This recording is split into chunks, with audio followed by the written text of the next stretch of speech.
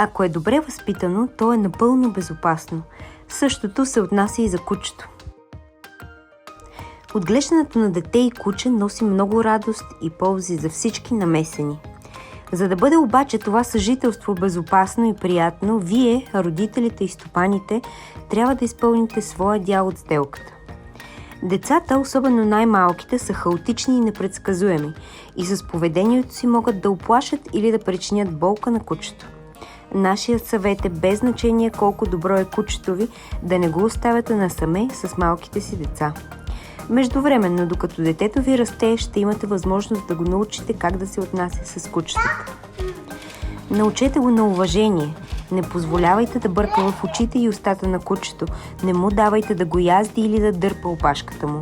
Дори ако кучето ви е много търпеливо, това е тормоз от страна на малките, който няма място в доброто семейство. Научете детето си никога да не закача кучето, докато спи, яде или пие вода. Вие самите пък се научете да разчитате езика на тялото на кучетата. Не принуждавайте детето и кучето да общуват, ако някой от тях няма желание за това в момента. Твърде често виждаме снимки и клипове от горди родители, на които детето се радва на куче, но езика на тялото подсказва, че кучето е оплашено или под стрес, а комуникацията с детето му е неприятна.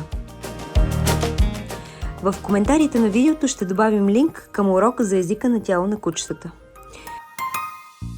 Това не е всичко, разбира се. Вие сте онези, които трябва да научат и кучето на уважение към детето. То трябва да разбере, че не трябва да скача върху малкия човек или да играе с него твърде грубо.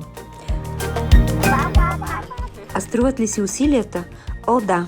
Доказано е, че децата, израснали с кучета, са с по-здрава психика и тяло. Развиват по-силна имунна система, научават важността на редовните разходки, прекарват повече време на открито. Същевременно се научават на отговорност, емпатия и винаги имат до себе си верен приятел.